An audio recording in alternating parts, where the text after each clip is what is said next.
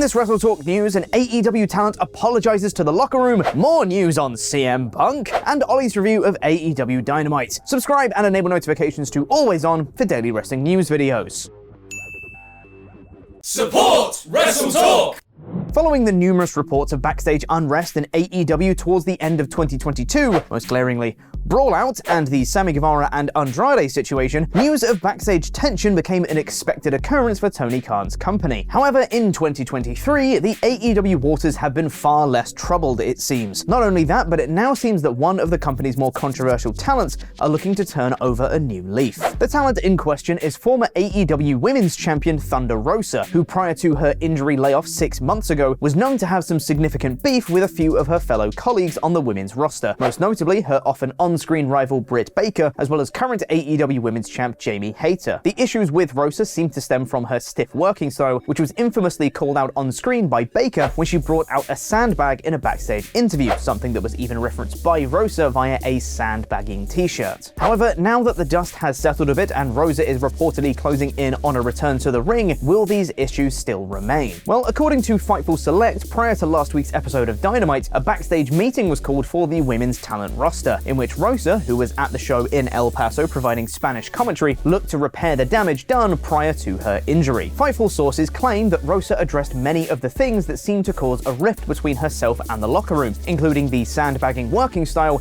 and the legitimacy of her injury. Thankfully, the meeting was thought to be productive and seen as a success in its intentions, hopefully paving the way for a smooth return for Rosa fairly soon. And that's just a bit of nice news, isn't it? It's nice to see that in AEW there's no bridges that can't be mended. Even if people have a falling out, there's always hope.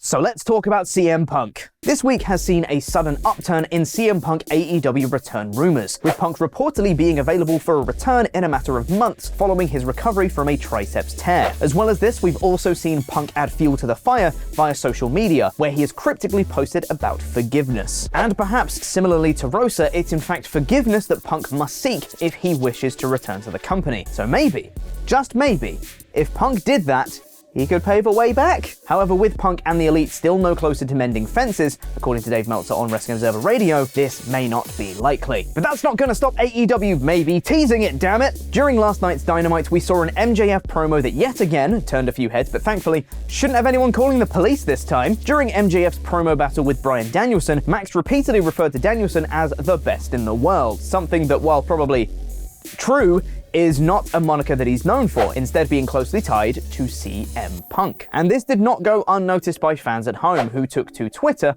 in response. While it could be nothing but MJF being a tease and a troll, it's MJF after all, it's important to remember that the original plan prior to Punk's injury was a program between the two men for the title. So perhaps this is a seed being planted? Let us know what you think in the comments. Now over to Ollie for the Dynamite review.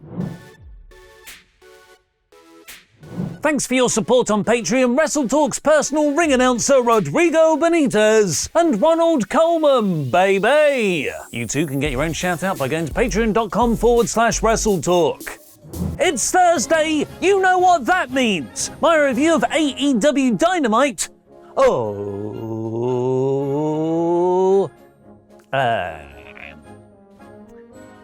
In about 5 minutes. After last week's shocking, deflating title change where the Ass Boys won the tag team titles, the Acclaim needed to come out hot here, spitting bars of fire, seriously winning a match, and then passionately declaring to win their tag team titles back at Revolution. Instead, they made fun of a guy whose dad just died, wrestled a comedy match, and invoked an automatic rematch clause. Not for a straight blood feud title match either, but to add a fourth team to a triple threat, which is decided by 2 battle royals at the pay-per-view. While the match was fun, now wasn't the time for the Acclaim to be wrestling at an 8-man comedy match with Daddy Ass and Orange Cassidy against the TNA faction they've already moved past of Jay Lethal, Satnam Singh, Sanjay Dutt and Jeff Jarrett, son of the aforementioned past dad, Jerry Jarrett, who got an in memoriam graphic to open the show. The crowd's mildness here was a telling symptom of bad follow-up booking. Nowhere near as loud as they usually are for Acclaim segments, they were either a bit awkward with Caster's rap roast of Jeff, because, again,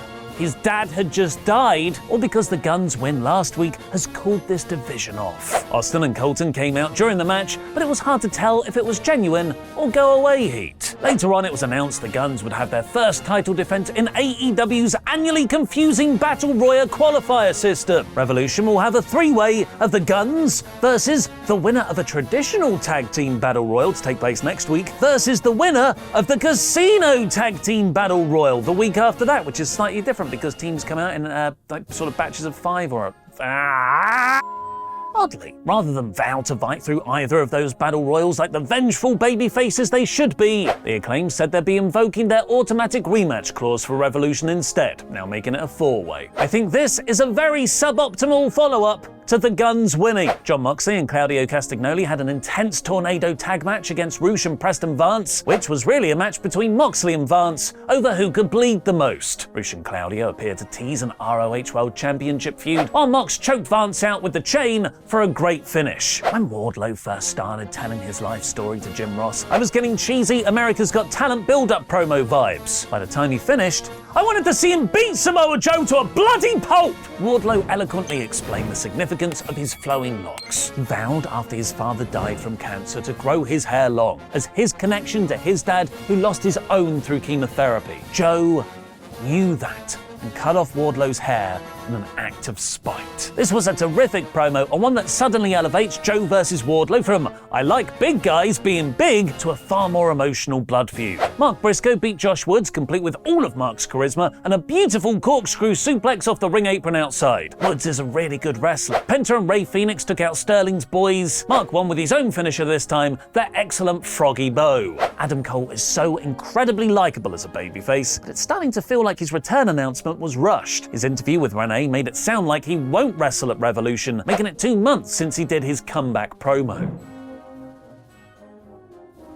The best thing that happened on this show actually happened off-air, as during the break, which international viewers like me watch on the Fight feed, MJF dropped his chewing gum on someone in the crowd, let a woman kiss him on the cheek, then swore at her boyfriend, posed for a selfie, then slapped the phone out of a fan's hand, then threw a drink in someone's face. I don't think these people were plugs, because, as I would find out in the main event, pro wrestlers pretending to be fans react to spots like this. Whoa!